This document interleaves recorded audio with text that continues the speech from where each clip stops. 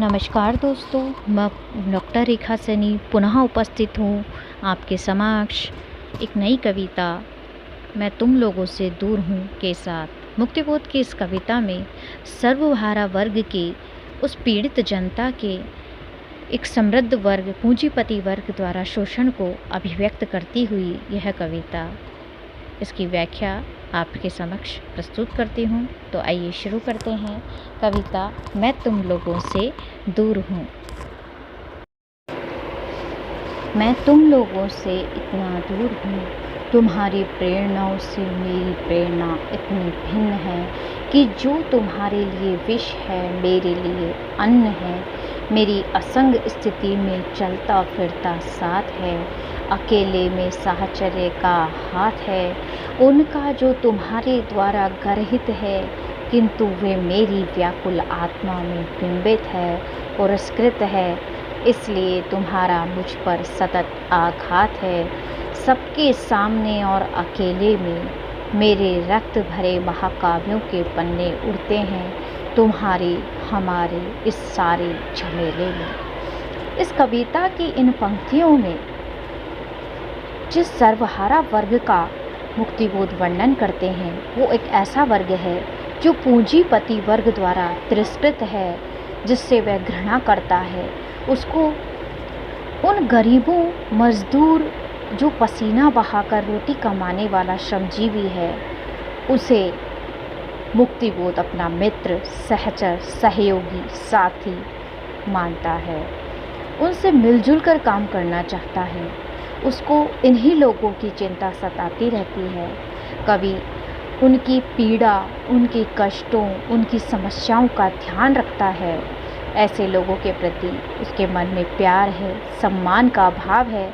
उसकी चिंता का मुख्य विषय है इन दीनहीनों को शोषण के जाल से मुक्त करना, ताकि वे चैन से जी सकें। गरीबों, उत्पीड़ितों के प्रति उसकी इस हमदर्दी को देख पूंजीपति लोग उस पर सदैव प्रहार करते रहते हैं। उसे अपना शत्रु समझ उसे पूरी तरह मिटाने पर तुले रहते हैं। कवि भी उन्हीं दीनहीनों का पक्षधर है और ऐसा साहित्य लिखता रहता है जिसमें उत्पीड़ितों, शोषितों के काल का, उनके सारे कारनामों का, उनके द्वारा किए गए शोषण, नृशंस कार्यों, हिंसा, रक्तपात आदि का चित्रण होता रहे। इस प्रकार उन्होंने इतना सतत स्पष्ट चित्रण किया है मुक्तिबोध में। उनकी कविता की एक एक पंक्ति हमें सर्वहारा के प्रति प्रेम, सहानुभूति और दया की ओर ले जाती है। सफलता का धूल कचरा ओढ़े हूँ, इसलिए कि वह चक्करदार जीनों पर मिलती हूँ।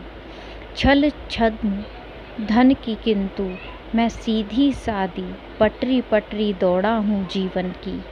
फिर भी मैं अपनी सार्थकता से खिन्न हूँ, विष से अप्रसन्न हूँ, इसलिए कि जो है उससे बेहतर चाहिए।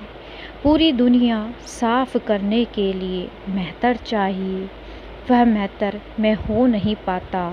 पर रोज कोई भीतर चिल्लाता है कि कोई काम बुरा नहीं, बशर्ते कि आदमी खरा हो। फिर भी मैं उस ओर अपने को ढो नहीं पाता।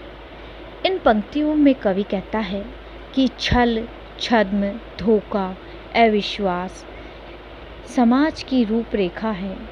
जो इसके अंतर्गत जीवन जीता है, संभव है उसे सफलता प्राप्त हो, पर कवि के हाथ असफलता ही आती है। सरल जीवन बिताने वाला कवि अपनी सार्थकता से खिन्न है, परेशान है, दुखी है, जो अपनी स्थिति में परिवर्तन चाहता है। जैसे सड़क पे कूड़ा करकट को दूर करने के लिए एक मेहतर की आवश्यकता होती है, उसी प्रकार सामाजिक कुरूपताओं को हटाने के लिए एक कर्मठ और हर प्रकार की व्यथा सहन करने की शक्ति रखने वाले व्यक्ति की आवश्यकता होती है, जो एक कठिन कार्य है। कवि संपूर्ण दुनिया की विषमताओं को दूर करने की आकांक्षा अपने मन में रखता है। उसका अंतर्मन बार बार चिल्लाकर कहता है कि किसी कार्य में बुराई नहीं है, पर आदमी में खरेपन की आवश्यकता है। कभी अपने को उस ओर ले जाने में असमर्थ है। कहने का तात्पर्य है कि कार्य कोई भी छोटा या बड़ा नहीं होता, बस मन साफ होना चाहिए, मन से छोटेपन को निकालना चाहिए और हर कार्य को समान मानकर उसके प्रति समर्पित होना चाहिए।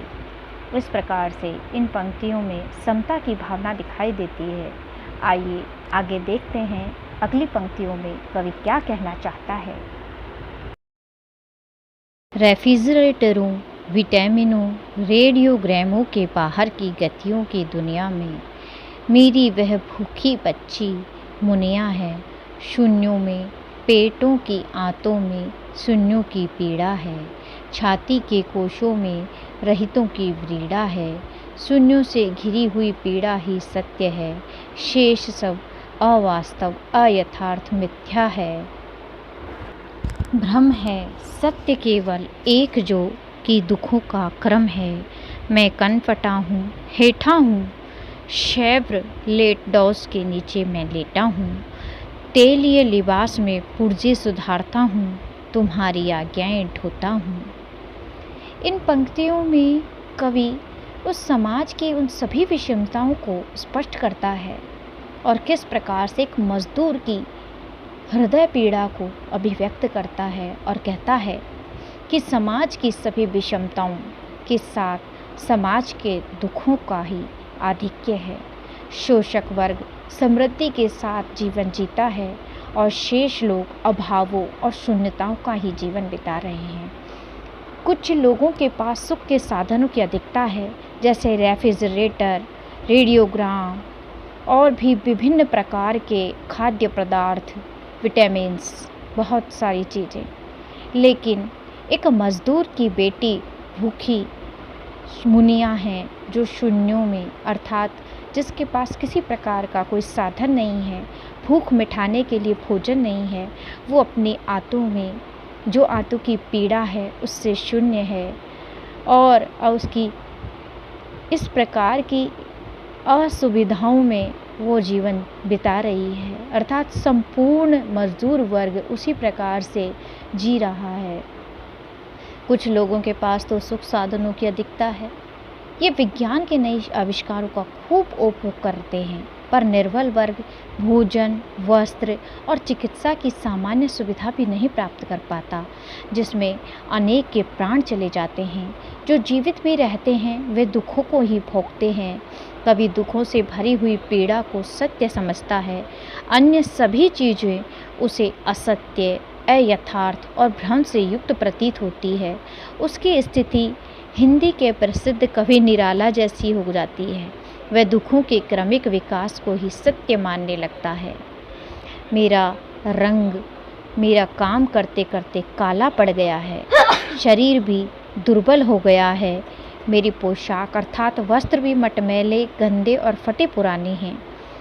ये इस प्रकार से एक मजदूर की व्यथा का वर्णन कर रहे हैं कवि और कहते हैं कि लोग मुझे तिरस्कार की दृष्टि से देखते हैं, अर्थात मेरी अवहेलना करते हैं।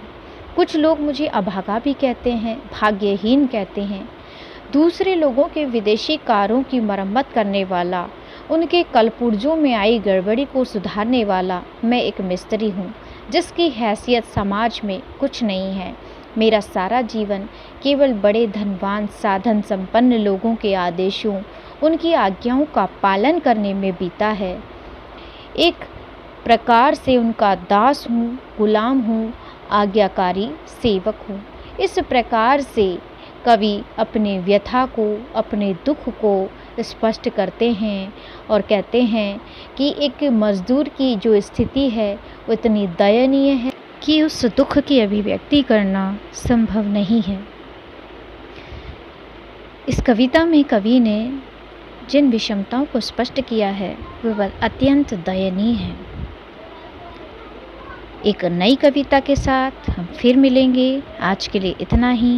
धन्यवाद। देखते रहिए हिंदी साहित्य सभा।